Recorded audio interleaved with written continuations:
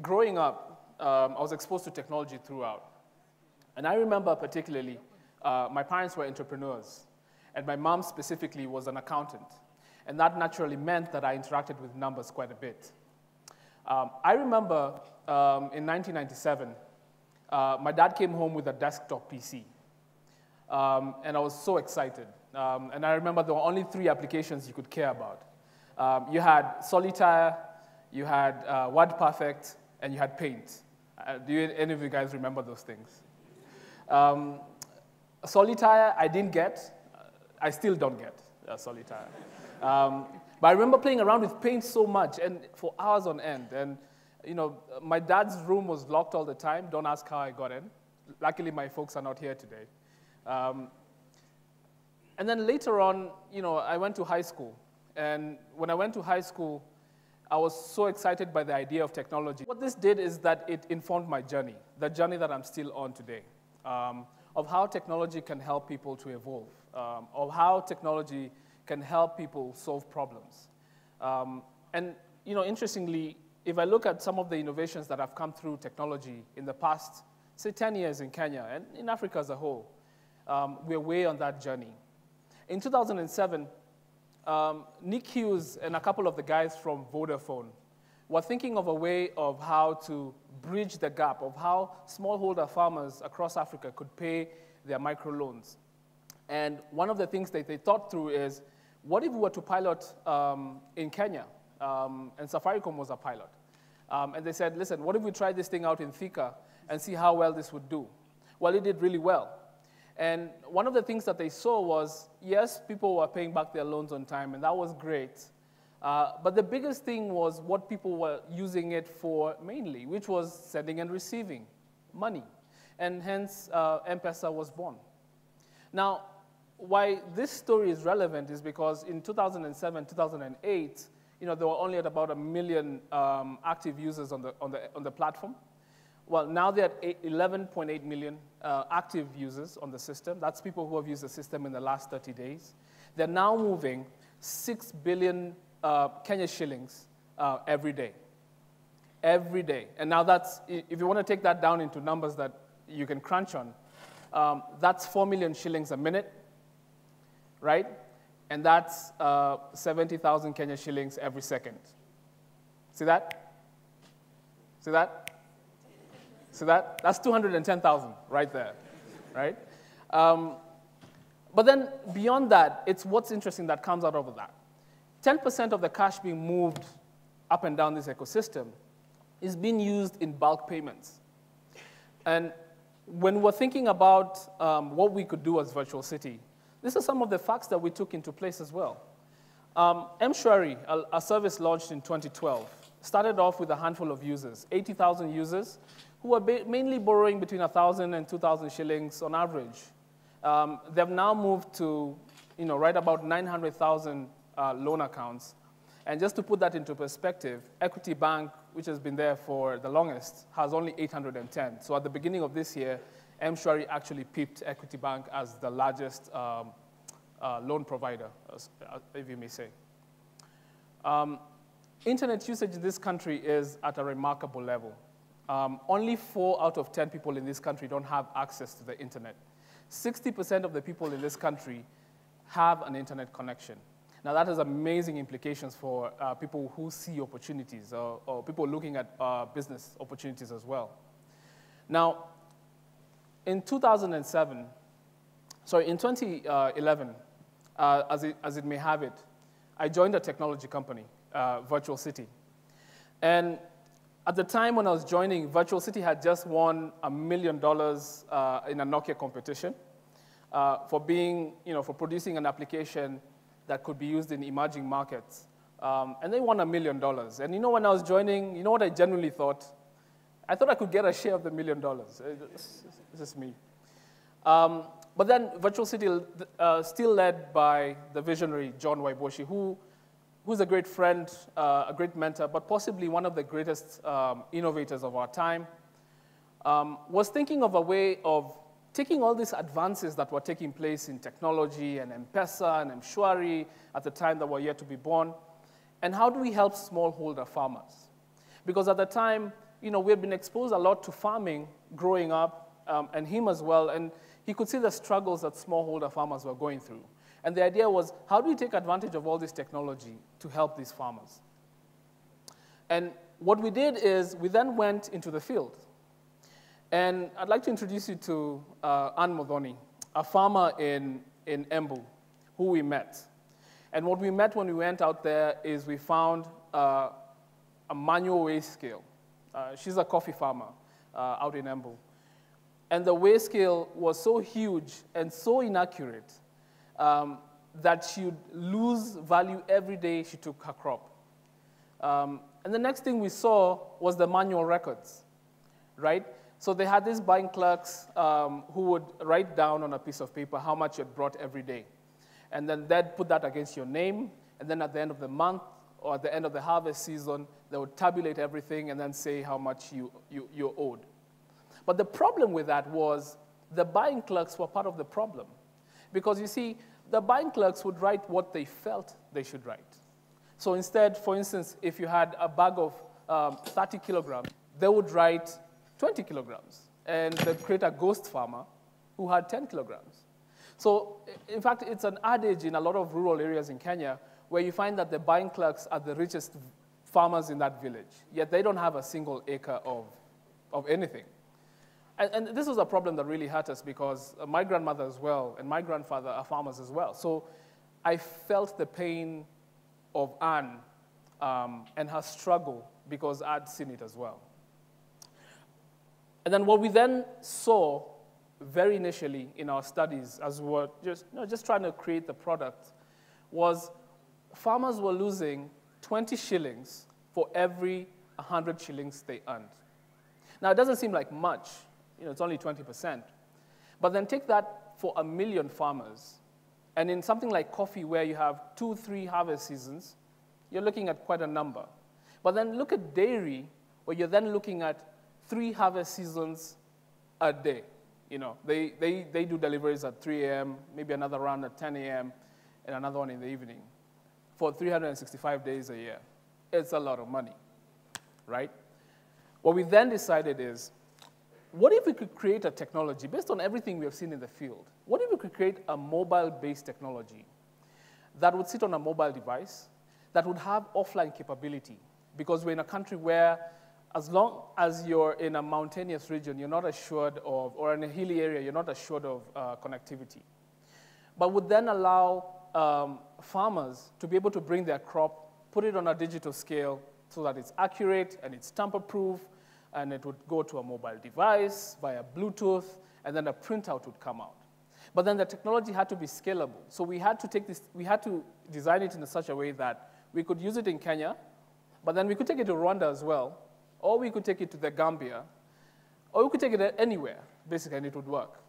And it would have an SMS component that would allow farmers to communicate with each other, but also communicate with the cooperatives and the input suppliers.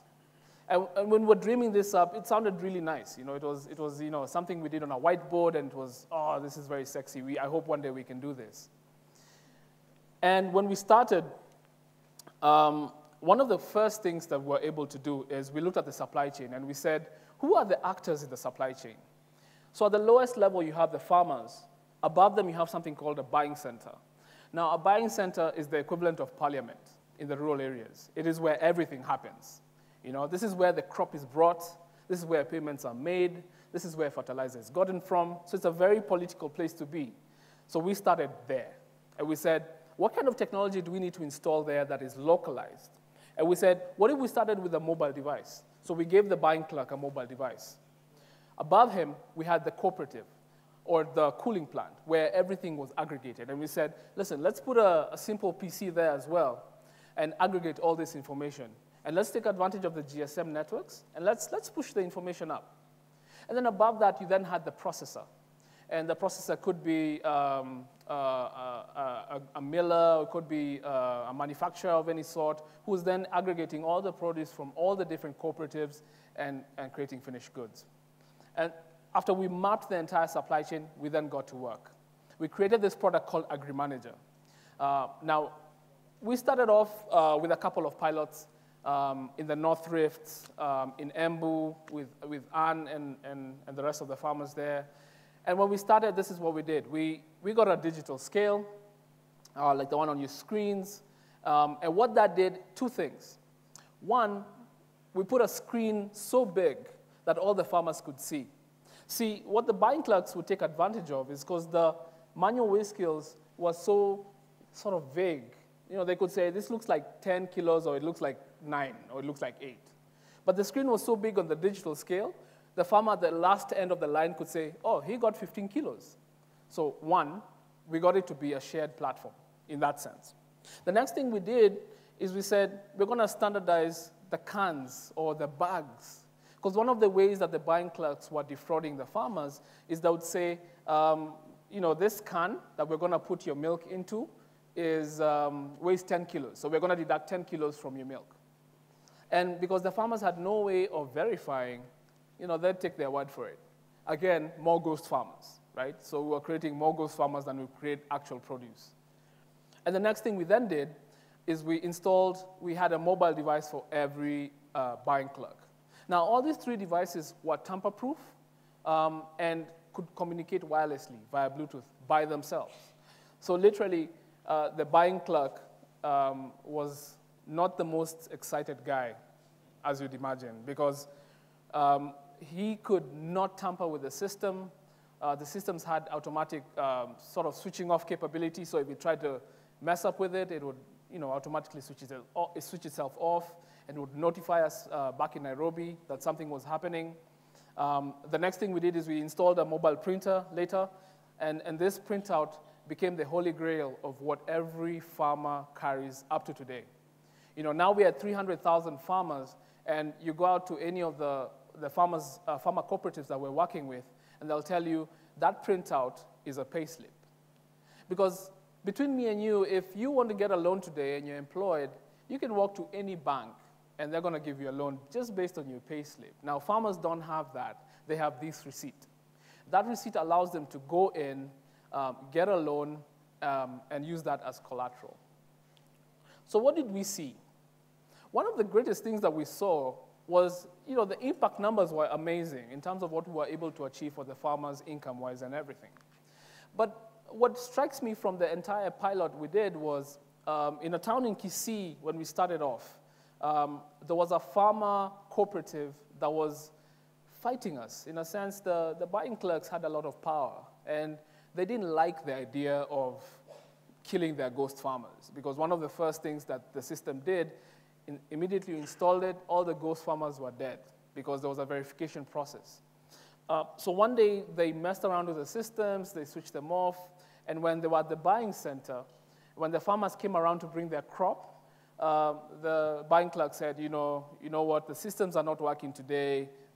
These Nairobi guys, they really don't understand how we work. Let's kill this system. Let's not work with this thing. It's horrible. Let's kill it. And the farmers were like, what do you mean? That the system, we've seen the benefits so far. We want the system back. And the buying clerk said, no, these Nairobi guys, the system doesn't work. It's offline. And you know what the farmers did? The farmers took their crop, poured it on the ground, and burnt it. And what the message here was, is, don't mess with us. We want the system back because we know how much you've been stealing from us now. Because in the first 6 to 12 months of using the system, we saw a jump of 50% income-wise, right? There was a 19% jump in production. Like, all of a sudden, we're not even innovators, we are creators. We are creating more produce. And Virtual City are the creators of produce, like it was. But it's not that we're producing more produce, or we're not creating new produce. We're just tracking everything better. We could tell what was in the supply chain at every point, at every second. We could tell how much was laden in the truck. We could tell which truck was carrying what at what point. We could tell what the grade was all the way from the buying center all the way to the processor. Now, what's next for us? We're now looking at going to more commodities. We are now looking at coffee more intensely. We're now looking at tea. We're looking at dairy. we're now looking at horticulture as well. An interesting story about horticulture. About 6 months ago, the EU banned horticulture exports from certain companies from Kenya. Now, the main reason for that, there were many reasons, but the main reason was residue levels were too high. Basically, the chemicals we were using and the pesticides we were using for biocontrol were not in control, or they were in amounts that were not allowed. Now, what that did is 99 companies were banned, and for us, we were just at the cusp of creating this new traceability technology that's now going to be integrated into Agrimanagr. And what that will allow these 99 guys who are banned is it will create a track record of the produce all the way from the farm to the processor, all the way to export, right? The other thing that we're seeing that's very interesting is banks are now interested in how do we get in financial inclusion for these farmers? How do we give them loans yet I don't even know them? The receipt is fine, but I'd also want to know what the last 9 months were. How is his performance? What does he bring every day? Now, banks are coming to us and saying, give us this farmer's profile over the last year or two, and we'll give him 4 or 5 times that in inventory. We'll give him inputs. We'll pay school fees for him. We'll pay his medical bills. Now, what we've realized is we're creating now an ecosystem where you have different players like the farmers, you have input providers, you have banks, you have microfinance, you have buyers, you have sellers. It's an ecosystem. Now, this was not there before, and there are a lot of people trying to do it as well. We are now looking at Rwanda and Ethiopia very seriously because they're going through some of the same problems that we saw 3 or 4 years ago. And they're very interested in what we're doing because we can help their farmers and we can empower them. And our target really is, in 5 years, we want to be creating about $300 million worth of value that will be going straight back into the pocket of the farmer. And that's right about the 2% of the GDP of Uganda, just to put it in perspective. But what can we take away to conclude? I would say, let's modernize. Let's not westernize. And let's not take farmers as people who don't understand what's going on. Farmers are actually quite intelligent people. And because of the advances they're starting to see, because of Facebook, because of M-Pesa, because of Virtual City, they're already well-trained. They already know how to use these devices. Now it's up to us, and some of the innovators sitting in this room, to create even better solutions, newer solutions that will allow them to bridge the gap between things like financial inclusion and literacy. Ladies and gentlemen, thank you.